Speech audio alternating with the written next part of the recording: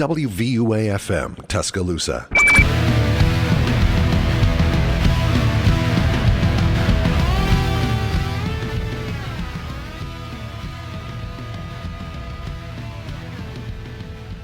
Hello, everybody, and welcome back to the student section. It has been a minute for this program. My name is Tanner Thompson.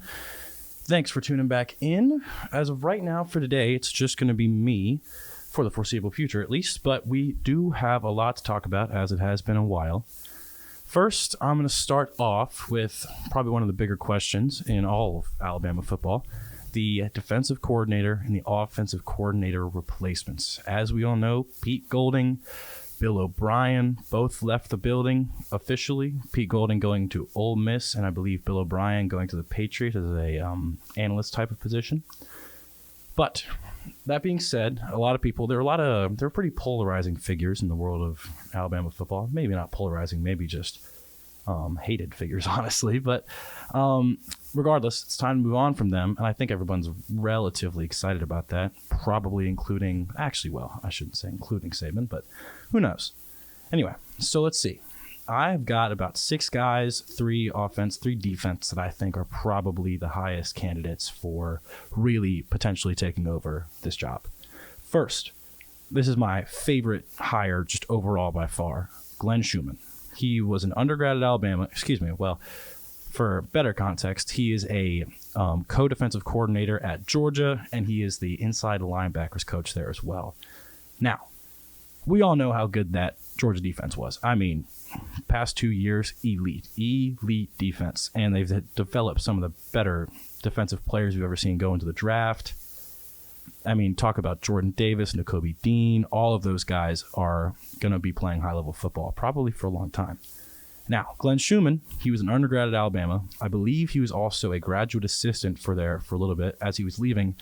But when Kirby Smart left, we're not going to say stole, but he took him with him to the University of Georgia and obviously had faith in him as Saban did when he was here, and he really turned him into I'm not going to say turned him into, but he's turned into a really strong defensive coordinator.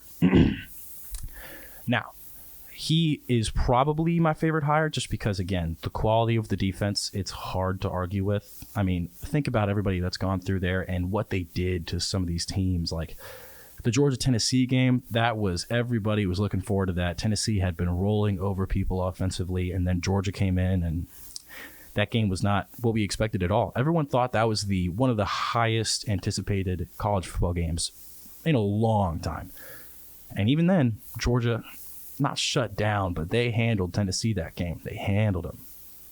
And they struggled against bad teams a little bit this year with those, I believe it was Mizzou and with Kent State, maybe? There were 2 games this year against clearly inferior opponents, but they really let it go down to the line.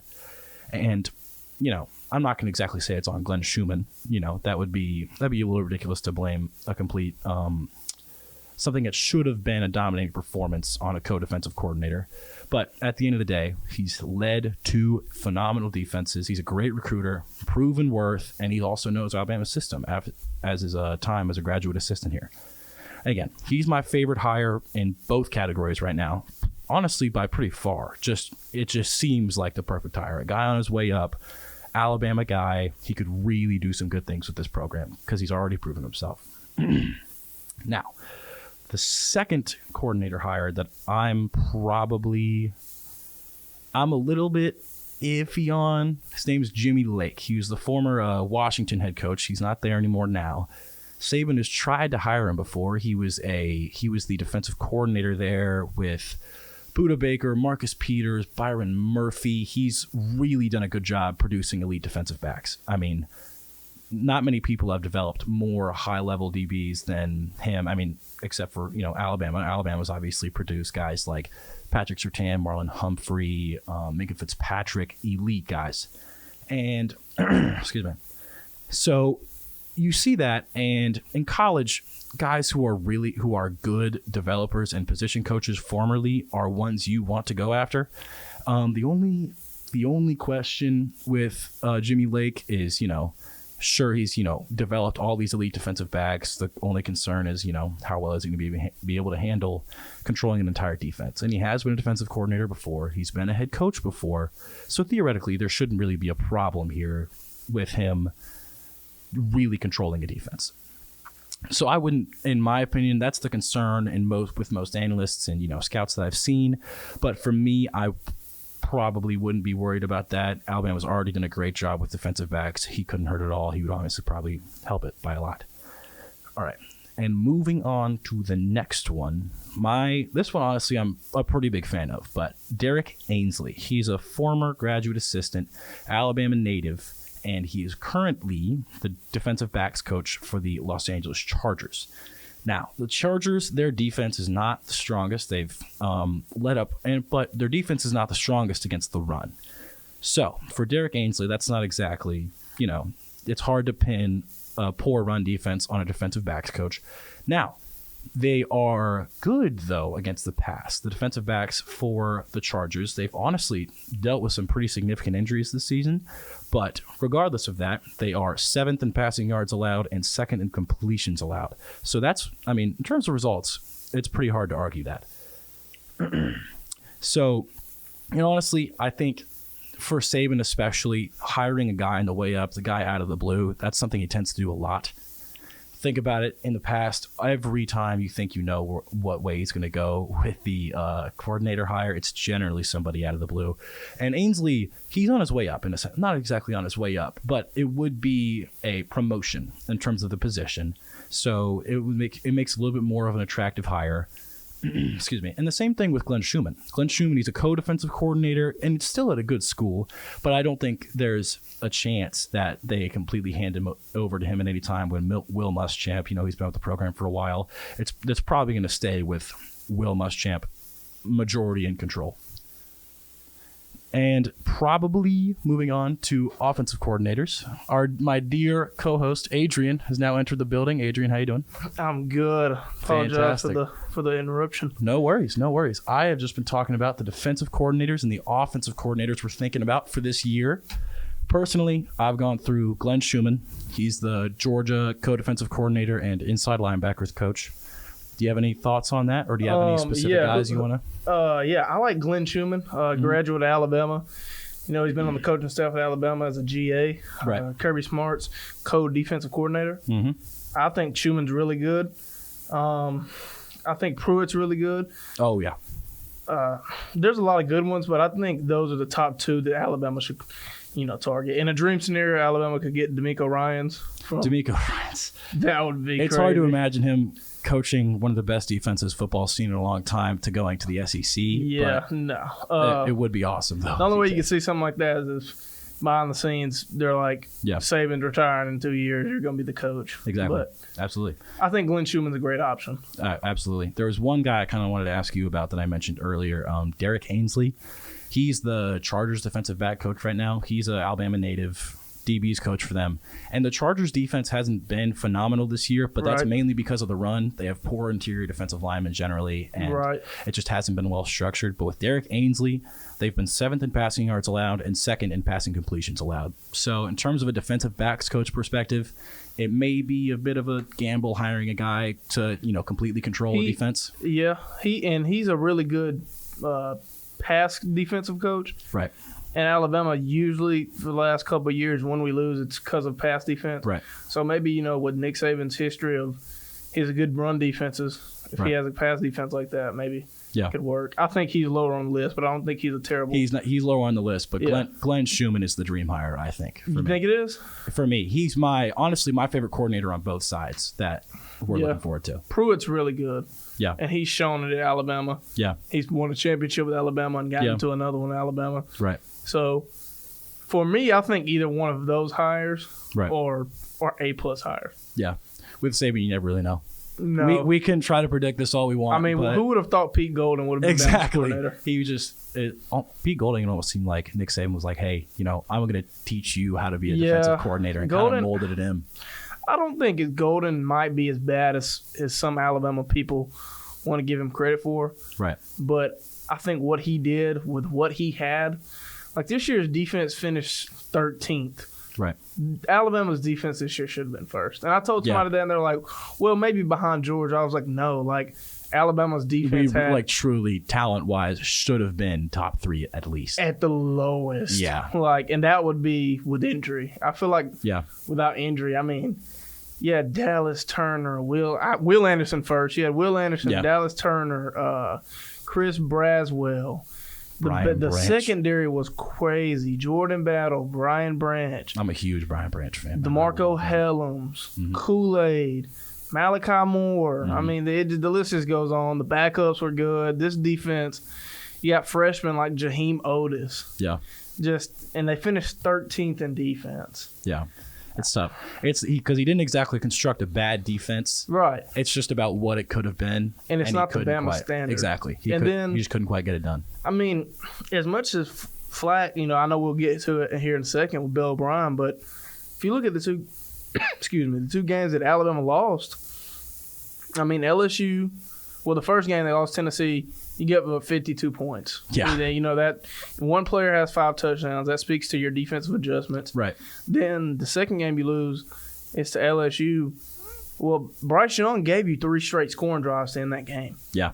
He gave you 2 touchdowns and a field goal. Mm-hmm. You got to win that game. Absolutely. I was talking about Glenn Schumann with that, how, you know, everyone before that Georgia-Tennessee game, people thought going into that was one of the more highly anticipated games that we thought, and Georgia just took care of business. Made them look bad. Like they weren't good. Exactly. Yeah, just like you're just Tennessee and we're Georgia. We're going to show you why we're Georgia. We're going to show you how we're There's a difference here for a reason. Yeah. All right. Before we go to break, let's talk about OCs for a minute. Do you want to go first? Give me a good name. Yes, I've seen a lot of Jeff Lebby.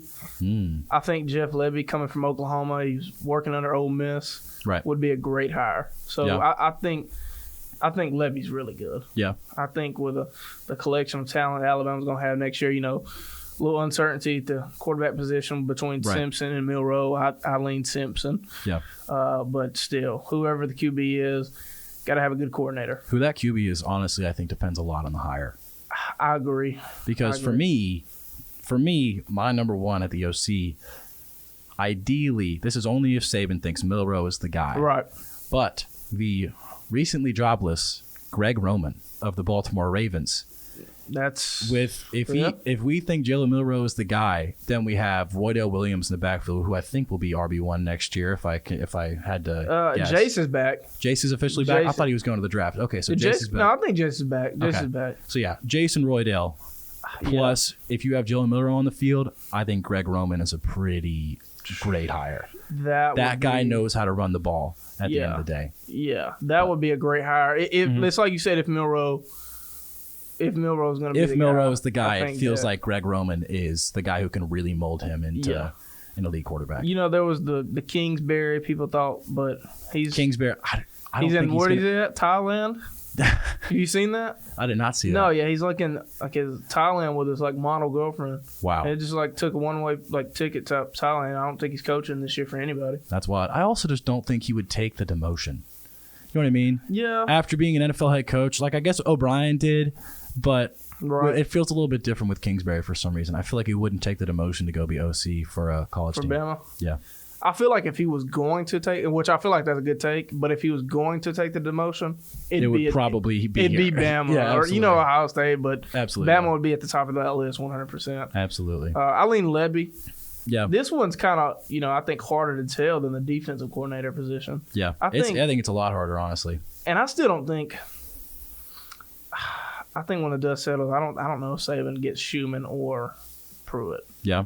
I wouldn't be surprised if we don't get either one of them. Yeah, honestly, do you think it'll be not able to get him, or do you think he just goes a different direction? We won't really know, obviously, at the end of the day. I watched an interview talking about with Bo Scarborough, and he was talking to both, you know, coordinator positions. Right. Former running back for Alabama, saying that Saban's the type of guy that doesn't hire who everybody wants him to hire. Yeah, exactly. He hires who would have thought he was going to hire Pete Golden? And I don't think Bill O'Brien, like, pre-hire was like that high on the list of I doubt it, honestly. People that, you know, like Alabama, or people that the fan base and the country expected Alabama to hire. I don't think neither one of those guys were the guys. Especially after what he did to the Texans. The personnel decisions there, it seemed like he was pretty, you know, not desired as a coach. But yeah. Yeah, honestly, I agree. I think those are pretty good lists. Just to recap, I want Glenn Schumann at DC. You want Lebby, was that what you said? Or you want Lebby at OC? I want Lebby at OC. Lebby at OC. For DC. I'm gonna roll Pruitt. Another name, Bo Davis. Who's gotcha. been a lot of places. He's been at Bama before. Right. All his players love him. He expects a lot out of his players, so I think that'd be a good hire too. So absolutely. All right. Those are our favorite coordinator hires for this offseason. Who knows if they're going to happen? They probably won't.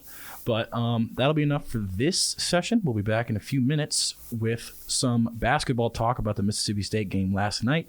But for now, we will see you guys in a few minutes.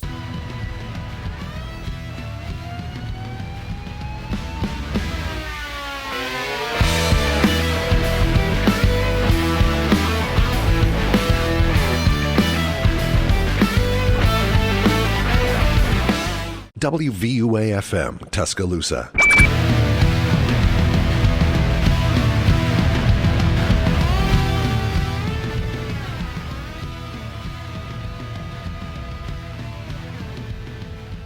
Welcome back once again to the student section. This time we're going to be talking about the Alabama-Mississippi State game from last night. Decent amount to talk about here. It was probably one of the scarier showings for Alabama this year. Aiden, got any Adrian? God, I just called you Aiden. You're good. That's embarrassing. You're so disrespectful. No, you're good, man. It was a close game. Right. Honestly, I was happy that we had a close game. Right. I think that Bama, it's been a while since we had a close game. I feel like we needed to overcome adversity. I think so. We had that Gonzaga loss. I went to that game. It was 100-90 loss. Yeah. Drew Timmy killed Bama. Mm-hmm. Ever since then, including last night, I think the Bama's defense has played well. Right. Ever since giving up 100. Mm-hmm. We've just, what are we now? We're 8-0 in the SEC. Mm-hmm. Every other SEC win was by double digits. Yeah. So when our first 7 by double digits, I think that it was time for a close game. And I think it will do Alabama justice in the long run. I was glad they pulled it out. Right. I honestly, and again, I kind of said it earlier, the overcoming adversity, I think this team definitely needed a down big early, fight back. And, I agree.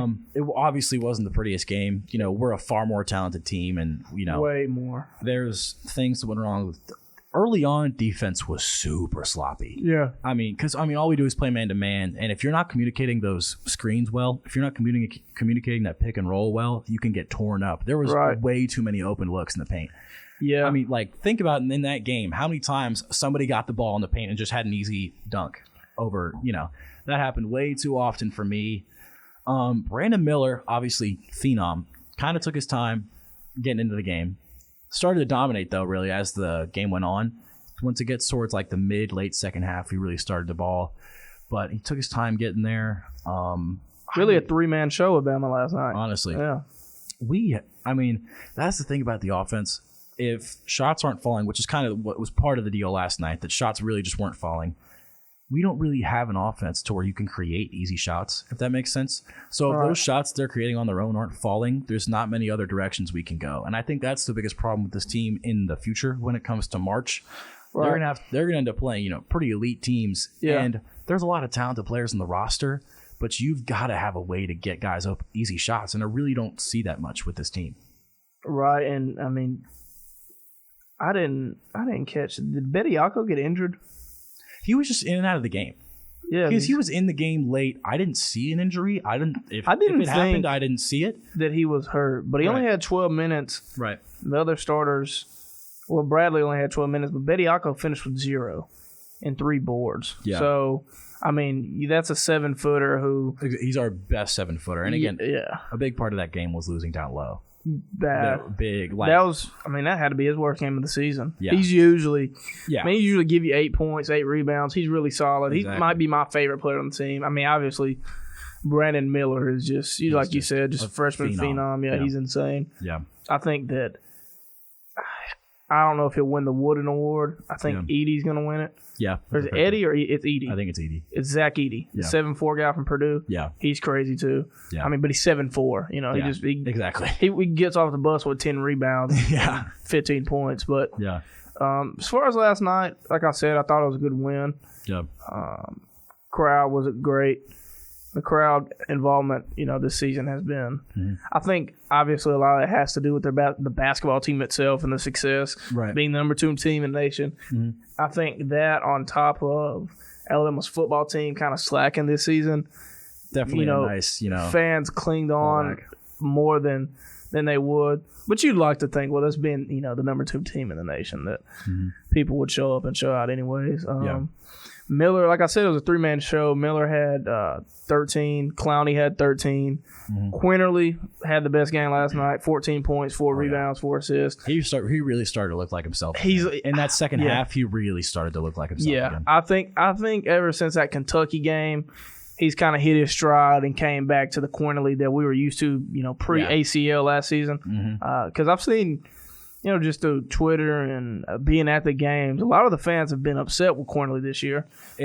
For me, I was a little bit upset. It was just the decision making. He's the kind of every once in a while he'd be the kind of guy. There's 30 seconds on the shot clock. He'd dribble up, take a ill-advised shot. Exactly. Yeah, he did start off rocky. Yeah, I talked to a couple people. I was just telling them, I was like, listen, he just had an ACL injury. Yeah, he's not fair.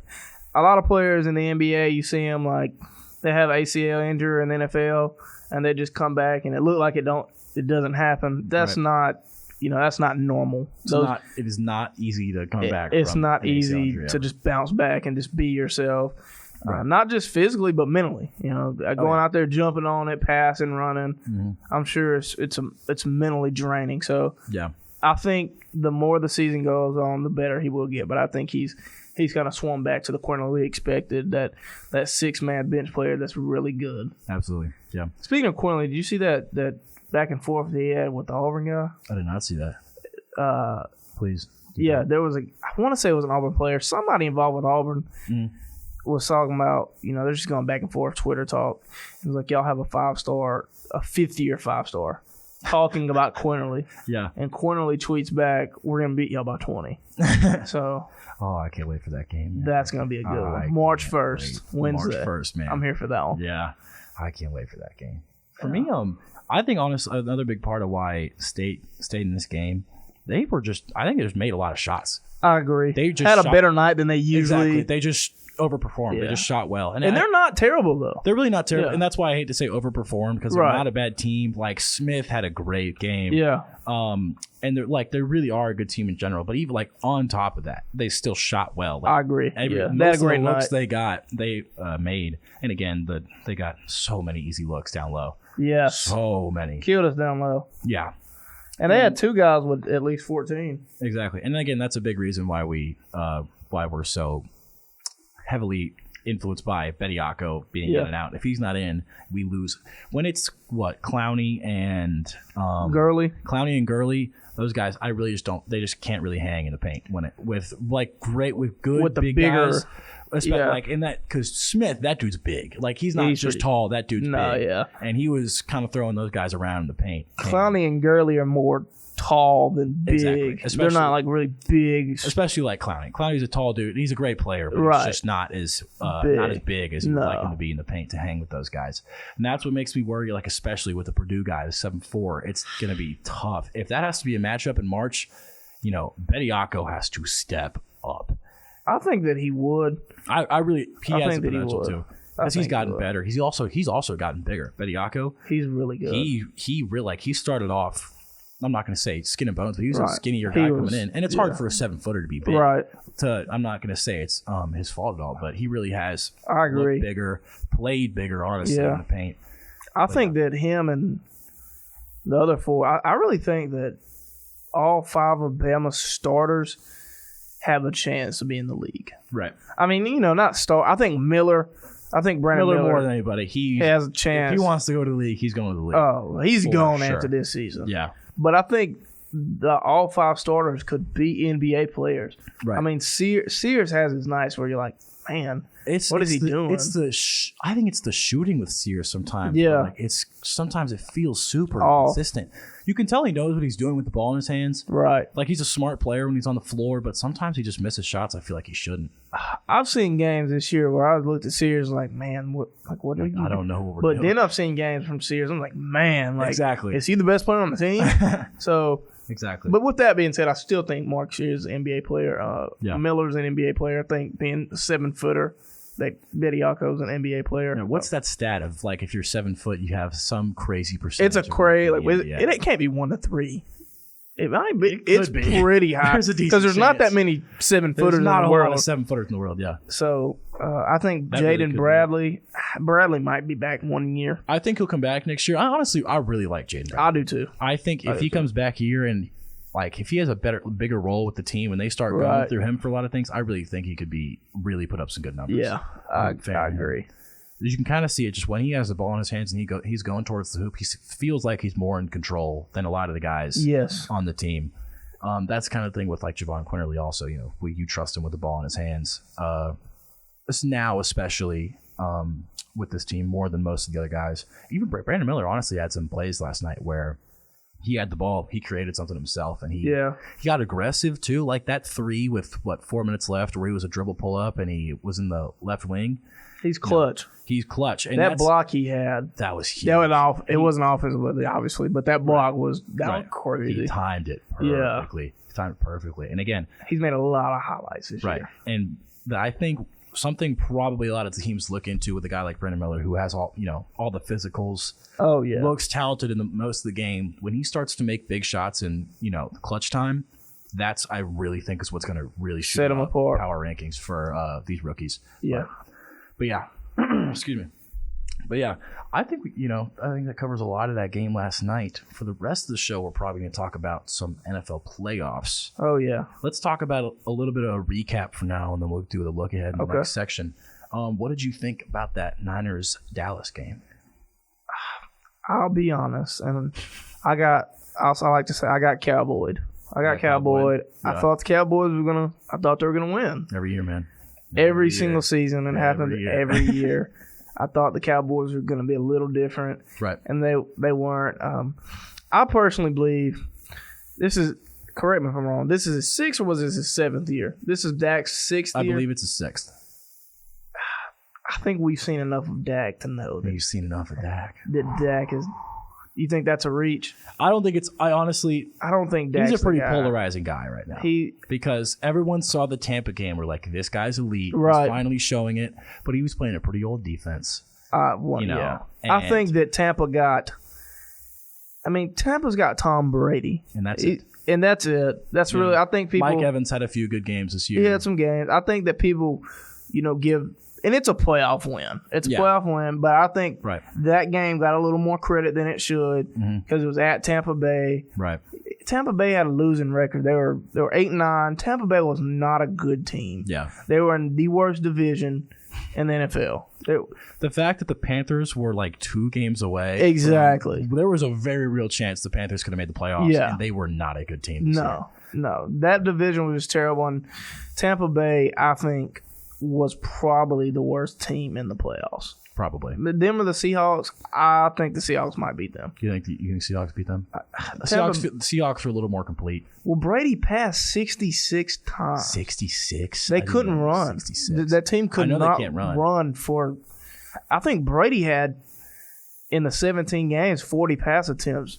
Dude, at least 14 games. Yeah. I mean, every week I looked up and looked at his stats. And the funny thing is that, like, a lot of the time it still ended up in Fournette's hands because the offensive line really couldn't protect. Lord knows Tom Brady's not going to extend the play. Right, no. So he just throws it out to Lenny in the flat and hopes he can go do something. They were not a good team. They were simply not good. And, I mean, swinging that back to the Cowboys. Yeah. I think they played – it's between the Niners and the Eagles. Yeah. I can't ever decide because those teams. Those teams are so stacked. I lean Eagles if you take in quarterbacks. Like obviously Hurts is better than Purdy, but if you just take out quarterback and look at that roster, the Niners have a Pro Bowler at every position group on the field. Yeah, which is has that ever happened? That couldn't have happened. Maybe as before. Sure. Couldn't have happened that many times. Was Miles Sanders a Pro Bowler this year? I feel like he was. I think he's a replacement. He's a replacement? I think he's a Pro Bowl replacement. Gotcha. Okay. Well, how could he be a Pro Bowl replacement if he's going to the Super Bowl?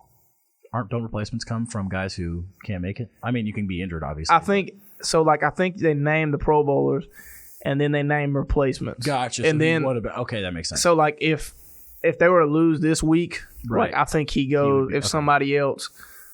Because, I don't think McCaffrey was Pro Bowl. I'm not sure.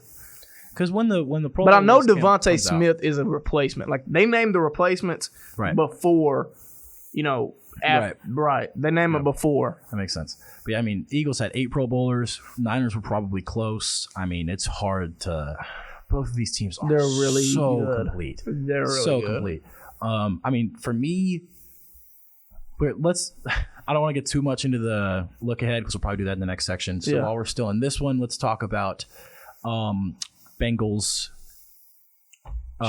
Chiefs. Or not look ahead. You want to look at Bengals Bills? Bengals Bills. There you go. Thank you. I was Buffalo. How I said I got Cowboyed. I think that the Bills got burrowed. Absolutely. Joe Burrow is. If you look at Cincinnati's history, Cincinnati's never been that good. Right. They've always been a tough nosed team. Mm-hmm. Since he's gotten there, it's flipped. Really. They've won. What is this? Their 5th playoff win since Burrow's been there, yeah. or 4th? Joe Burrow. No, it's their 5th. Burrow has the most playoff wins of a quarterback in Bengals history, I believe. Yeah, because I think they had 5 playoff wins before Burrow. In his 2nd season, he has 5. Yeah, so it's wild. I've been saying for a good while that I thought he was better than Josh Allen, and that I think if anybody's on Mahomes' level, that it's Burrow. I never really got I know Josh Allen's talented, but he's been living off of almost beating Mahomes, and Burrow has not lost to Mahomes. Literally has not lost to Mahomes. So, which I think will change this weekend, but still. Okay, we'll get into that. Burrow's good. That first drive, literally, it was a perfect drive. Yeah. Literally a perfect drive. They scored first 2 drives, didn't it? Yeah, exactly. 14-0 after 2 drives. It was like 9 first downs in the first 8 minutes or something like that. That's unreal. And that first drive, every run felt like it was for 10 yards. Oh, yeah. And every time they had, when they had deep third downs, they always converted. Yeah. And it was in the elements, too. Joe Burrow, with all the accuracy and all the anticipation that he had to do that in the elements, and it was really coming down in Buffalo for a little bit there. Yeah. To do that in those conditions is ridiculous. If he wins this weekend, if he wins a Super Bowl this year, I know Mahomes is going to get his 2nd MVP. He's a Super Bowl MVP. Right. I think Burrow's top 2. I'm not going to put him above Mahomes if he does that, but he's definitely top 2, especially if Mahomes' ankle is bothering. I think right now, that's a fair point. Yeah, I think right now Burrow's strong too. I think that he definitely is a strong. I think he's ahead of, even with his ankle, man. That'll make him 4-0 against Mahomes, 2-0 in the AFC Championship at Kansas City in Arrowhead. Right. He beats Josh Allen and Mahomes back to back on the road. Right. There's definitely an argument. That's a statement. There's absolutely an argument. Taking down those guys, and especially everyone in the league would always say Mahomes and Allen 1 and 2. And that was pretty much the consensus for most of the year. And I think it's done. That tape's got to be over now. Gotta be. Don't get me wrong. I love Josh Allen. He's good. That simply was not a good game. Decision. I think he's overrated. You think he's overrated? That's not a bad take. I think he's a great player. Yeah. He's a great player, but people were starting to treat him like a demigod. When people were saying before the season that he was better than Mahomes, I'm like, no, he's not. No, that was a little ridiculous. That's crazy. No, he's not better than Mahomes. He hasn't done anything Mahomes has done. And he has a team. He has a good team. I don't think he really has any excuses. Yeah, he has a great team. Mm-hmm. So yeah. All right, so we're gonna go ahead and go to break for this section. We are gonna talk about the rest of the playoffs, and honestly, if we have some time, probably talk about some coaching stuff in the NFL if there's been a little bit of movement there. But for now, we're gonna go to the break. I will see you guys in a minute.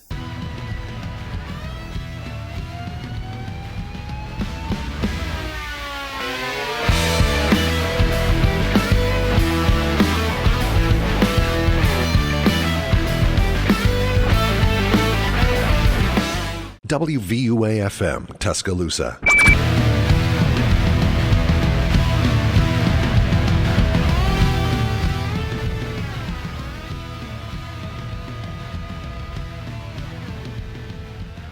Welcome back again to the student section for our final segment. Thank you for tuning in to 90.7. Adrian, we got to talk about some playoff football. We did a little bit of recap last session. We're going to talk a little bit of look ahead this time. NFC, AFC? Yes, sir. Obviously, we've got Eagles, Niners, and Bengals, Chiefs. Two, honestly, probably the top 4 teams in the league. Right. I think so. I think they're the 4 best teams. I would confidently say they're the best 4 in the teams. league. Yeah, I don't think there's really and it's easy to say that there are 4 teams left. Yeah. But I think you could have made that argument going into the playoffs that they were the top 4 teams. Yeah, I agree. I agree. And that's reflected in the seeding, I believe. But anyway, let's get into the NFC game first. Niners-Eagles. I'm going to roll Eagles. I think that the Eagles, we've talked about this being the best 2 teams. I told you during the break, I think if you take in every player and not just the top players, I think the Eagles have just a little bit of better roster. Not by much, but especially with Jalen Hurts, at the helm, I think he's a good bit better than Brock Purdy. He's a decent bit better than Brock Purdy. He's a great he's a lot better than much Brock better Purdy. quarterback. Yeah, that was being a little nice. It's to okay Purdy. to say that. Yeah, he's a lot better than Purdy. So the better quarterback usually wins in these type of games. It's at home, especially when everything else seems so even. Purdy, I don't think, and I know everybody says he's a rookie and he's gonna have that moment. I think he does have that moment, but even if he plays a halfway decent game, you know that the Eagles are the first team in NFL history to have 4 different guys with 10+ sacks. Really? 4 different guys with 10+ sacks. I did not know they have 4 different guys. And Hassan Reddick and Fletcher Cox. I can't remember the other guys, but their team is just number 1 pass defense. Their run defense is fairly good. I think at their stadium, I think that the Eagles are going to win that game. I think they get to Purdy, and I don't think that they can beat them just running. Even though they got some, they got Debo, they got Kittle, they got McCaffrey. Right. I still think that they can load the box and send heat at him and win. Mess him up. Yeah, I believe that. For me, I'm honestly, this kind of hurts to say because I do want to go Jalen Hurts, Devontae Smith, but the Niners, I mean, they've got one of the best defenses we've seen in the NFL in a long time. Personnel-wise, it's unreal. Scheme-wise, it's unreal. There's just about nothing bad about it. No, the games DeMeco Ryan calls are just unreal. That cover 6 insane. that they run is so hard to score on. And so I think the key matchups that it's going to come down to, obviously, one is going to be Eagles offensive line, best in the league. And then you have 49ers defensive line, best in the league. Yep. That's going to be really interesting because it's not just one guy. I mean, if you had to boil it down to Nick Bosa, you could. But at the end of the day, it's not one guy. No. You got to deal with Eric Armstead. You got to deal with Joey Bosa. There are dogs on that team. And at the linebacker position, you have Dre Greenlaw and Fred Warner. Those guys Fred Warner is the best middle linebacker in football. Easily. Like by a mile. Yeah. He's so good. Yeah, their whole defense is crazy. Absolutely. And I know you said the Eagles have a good run. I really don't think they have that great of a run defense. It's been all right. It's mid. It's a bit mid. They've got good pass I think they're rushers. actually 15th, so I think they're really mid. Definition of mid. Yeah. They are in the middle. But obviously the pass rush is great because Hassan Reddick, I honestly think he's super underrated. That guy doesn't get enough credit. Yeah, wherever he is, he produces. Carolina last year, he was great. This year, he's also been great. When it comes to running the ball, the 49ers, their definition of running the ball is different than I think anybody else's in the league in the sense that they're running the ball means every kind of run concept you could ever imagine with 3 different people if they wanted to who are all good at it. Yeah. Plus, you never know where the ball is going to start. No, got the best fullback in football too. They have 2 of the best lead blockers in football. Yeah. I'm not going to say that Kyle Juszczyk is a better lead blocker than Pat Ricard, but he's. In terms of a weapon, you have probably the best overall fullback in football. With McCaffrey. Who has an argument for being one of the best running backs. He's got to be top in football. 5 at work. Who's in there? Saquon, Henry. I'm a bit biased. I think he's top 1. Former Panther. Okay, you're a little bit biased there. Yeah. And to be fair, he has, now that he's on a team that is honestly built for him, he has produced. He has been elite. Yeah. And he was elite before. Yeah. But yeah, so I'm going to lean a little bit Niners here just because I think... Close game. I know you think it's close. I can't... Like last possession type of game? Honestly, it really could. I cannot wait to watch it. I think Shanahan does the same thing where he Shanahan's done a great job of making the game easy for Brock Purdy. He has. He's done it for not like. I mean, we talked about it though. Their playmakers are just. Their playmakers are, and it's like that's why I say it's really. I think Brock Purdy gets a little bit overrated, right? Because I mean, the stat sheet will say like, what was their first playoff game? It was Seahawks 41-23. Exactly. He had 300 yards, 3 touchdowns, and you see that in the box score, and you're like, oh my God, that's a great game. Great game. But then when you go back and watch the tape, he gets a rollout, hits Debo on a crosser, and then Debo runs 70 yards for a touchdown. Exactly. He gets C-Mac on a screen, he'll go get 30. You know what I mean? I mean, it's tough to. Yeah, you got Christian McCaffrey. You got. I never pronounce the fullback's name. What's his name? Kyle Juszczyk. You got Juszczyk. You got Debo Samuel. George Kittle. Brandon Ayuk. Brandon Ayuk has really been playing well. Who's their backup running back? Because their backup Elijah Mitchell. He's good. He was good for them last year. He's good. He was really good in the beginning of this year. Their O-line is good. Yeah. And you got all that paired with Shanahan calling plays. It's just they got the best O-lineman in football on that team, and Trent Williams. Yeah. Tackle. Their offense is. That game is very interesting. They did a top 10 players of like in the game. Right. Devontae Smith wasn't in the top 10. I think Fred Warner was like the number 8 player. That's unbelievable. What game does he go in where he's the 8th best player, Fred Warner? Very few. Probably none. I honestly think that was a little low, but still, you get the point. Yeah. So with that being said, you want to flip to the Kansas City Bengals. Who you riding with? So here's the deal. All signs, or not going to say all signs. Well, actually, honestly, a lot of signs point towards Cincinnati taking it again. I think so, too. You have, one, they're coming off a phenomenal game against a good team. Against a good team that had a good defense. Right. They're coming off a great game. Yep, Mahomes. And obviously Mahomes with the ankle injury. Yep. You don't know. It really affected his play last week. He was hurt. He was hurt. And every time he was handing the ball off, he would barely put weight. He was hopping. Exactly. To hand off the stretch run. Exactly. And as talented as he is, it affected his mechanics. When it affects mechanics, it affects accuracy. Right. It's tough. His mobility is their team. Exactly. His mobility is their team. But what makes Mahomes so great is the fact that he can be that mobile, but his eyes are always downfield. He's so never good. not looking downfield. He's unreal. He's so good. And so he's a different player than Burrow in the sense that, again, he creates so much time for that team. Yeah.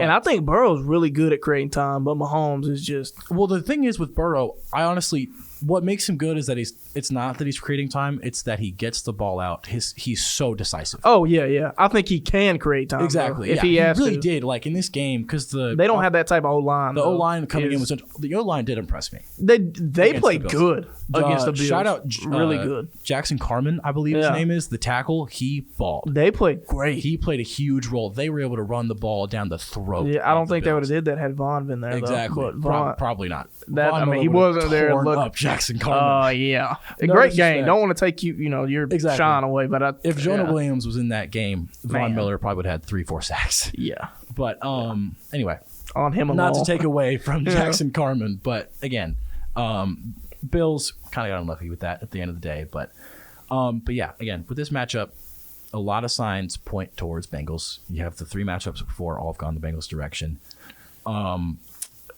And it's so hard to call. Just like the NFC game. Yeah. And honestly, that's what's going to make this weekend so great. Yeah. It's going to be 2 unbelievable games. Yeah. At least I hope. Not to jinx it, but yeah. So all signs point to Cincinnati? I'm going to say all signs point to Cincinnati. That's why you're going Kansas City. Which is kind of why I want to go Kansas City. The questions started, after that game, the questions start to come up of, who's QB1 in this league. Because, again, Joe Burrow played an unreal game. We kind of talked about it earlier. You said you were creating an argument for Joe Burrow being number 1. If he beats Mahomes this game, 4-0. Right. 3 at Mahomes' house. 3 at Mahomes' house. If he wins, that's tough to get over. That's bad. I know he's hurt, but I think Mahomes. I think they're going to win. I think the Chiefs are going to win. I really do think the Chiefs coming to this game. Their offense is so well designed. Dude, it's crazy. You just never know what you're going to see. No. Do you remember the ring around the rosy thing they did? They have so much in their arsenal. It's just exactly. I mean, they're just out there. People thought that they would take a step back without Tyreek. I don't think people realize how much of a guru Andy Reid is. I don't either. He's been before Mahomes. He's been good. He's been so good. Been great. He's been this. Exactly. But when you insert Mahomes, it took it up another notch. Exactly. He's the only. I don't know if you remember the stat, but he's the only coach in history to have 2 Pro Bowl tight ends on his team. That's it. Wow. 2. Yeah. Only coach in history. And that makes sense. It makes a lot of sense. It makes perfect sense. To have 2 on the same team, like that's unreal. And again, we see that reflect when we were watching the game. There's almost always 2 tight ends in the field, with Kelsey obviously being the leader, and he's the most elite tight end in the league by far. Mark Andrews has a conversation, or is not. I'm not going to say as a conversation, but he makes it less far. I think that I genuinely could make you an argument that Travis Kelce might be the best player in the NFL. That might be a hot take, but in terms of like comparison to his position, no, just the best player overall in the NFL. Kelce's pretty good. You're gonna say he's better than Patrick Mahomes? I don't know if I don't think he's the best. I don't want to. But there's an argument. I think that there's a fair argument that he is the best player overall, regardless of position. He's really good. Right. He's really good. That's fair. I don't hate that at all. But yeah, part of me. I'm gonna put all my biases out on the table just to let everyone know what goes into my decision making. My entire dad's side of the family is all die hard Kansas City, die hard, and I mean, honestly, like everybody in Kansas City is die hard Kansas City. Rolling with the Chiefs. You go into any store, it doesn't matter if it's remotely related to sports. There is a framed picture of the Chiefs schedule of that year. They're rolling. Guarantee you. Everybody in that city is rolling with the Chiefs. And one that kind of like, that's one of those things that makes it easier to root for that team. Yeah. When they have such a strong fan base. Their fans are nice, though. They're great fans. Yeah. Oh, they're great fans. I have no problem with it. I have to legally say that. If I say they're bad fans, I'm in deep trouble. But yeah, I think it's pretty hard to not root for the Chiefs this game. Actually, that's probably not Give true. me your score predictions and then Super Bowl winner. Okay. Score prediction, Eagles, Niners. Lord, I don't know. I want it to be in like the mid-20s, 30s range. Yeah. Because I think that's where it ends up stacking up with the caliber of these defenses and the caliber of the offenses. I think it's about where it goes. I'm going to say 27 for the Eagles. 27 for the Eagles. And I'm going to say 30. Ooh, no. I'm going to say 31. So 31-27 Niners. 31-27 Niners. I'm going to go 24-13. 24-13. Eagles. I like that a lot. I think the Eagles get at Purdy. Yeah. I don't think Jalen Hurts, I don't think they go crazy, but I think they just play, turnover-free football and have a good day. I think they force a couple turnovers, maybe get close to the end zone. I like that. Then I'm going to roll AFC Championship. Yeah. I'm going to go Chiefs. I'm going to say it's a high-scoring game. Right. I'm going to say Chiefs 38-34. I like that. I really do think it's going to be a high-scoring game. Yeah. I think it's in the 30s. I think both teams get in the 30s. Right. I think, good Lord, the more I think about it, the more my decision wants to change. But, man. You know what? Let's have some fun. This is a sports show. There's 2 people. We should have differing opinions. We should make it interesting. Rolling Bengals? I think I'm going to roll Bengals. Score? I'm going to... Got to be close. Last possession. Got to be close. The only reason I lean Bengals is because I just think they have a few more ballers on defense. Yeah. I think they have a few more guys there. Chiefs are not great against the run. Their defense is not great. It's been pretty suspect, and I love Spags. He's a great coordinator, but it's like them against the run has not been great. This is the one year I think he's done maybe more with less. I don't think their defense he's done a lot more with a lot less, in my opinion. So I think I'm going to say Bengals get it. I'm going to say they do it. I kind of want to say, I'm going to say 38's too high. I'm going to say, I don't want to use 31 again now. I'm going to go 35. There's going to be a field goal in there somewhere, but I'm just going to try to get close. I'm going to say 35 Bengals. Chiefs. And I'm going to say Chiefs 31. 35-30. That's a good score. I think that's going to be in that range. In the ballpark. In that 3-4 point win. Exactly. And I don't think it's going to be a touchdown. No. It's got to be less than a touchdown. I think it's going to be a high-scoring game. I think I'm going to give you my Super Bowl pick. Absolutely. I think that the Chiefs are going to win it. Who do you think they play? I think they play I think they play the Eagles. Sorry, no, you're good. You're good. Yeah. Chiefs, Eagles. Right. And I think that Mahomes wins a close one. Right. I think Eagles are a better team, but I think Mahomes is he's just Mahomes. Be that guy. I think he's gonna do something Mahomes like. That's fair. All right. I'm gonna go. Obviously, based on my prediction. Wow, do we end up having two opposite predictions? Is that how it's gonna work? Yes. out? You picked nine. Yes. I picked Niners. Okay, so yeah. So the way my prediction goes, I'm gonna say Niners, Bengals, obviously, and I'm gonna say. Honestly, I'm going to say Niners. I'm going to say Niners only because I love that defense so much. And based on how the Bengals are built, I think because of how good that defense is, especially in pass coverage, I think they do a better job than any team has against the Bengals this year. Yeah. Because, again, the Bengals kind of struggled against the Ravens, except the Ravens do have a great defense. They do have a good defense. The Ravens, they have a great secondary, and they kind of struggled against them. Yeah. But the Niners just have a way better offense than the Ravens did. Good bit way better. Yeah. Way better. Yeah. So, not even same ballpark. It's not even the same ballpark. So I'm going to go Niners over the Bengals for the Super Bowl. Did you give a score prediction? Let's not do score prediction. I didn't. Now let's wait till the Let's wait till next week. I don't know if I can. I don't know if I can try to do that right now. But yeah. All right. That'll be it for this week. I guess we should talk about some coaching movement next week, but I'm sure we'll fit that in somehow. But for now, this has been a good show. Thanks for tuning in to 90.7. We'll see you guys next week.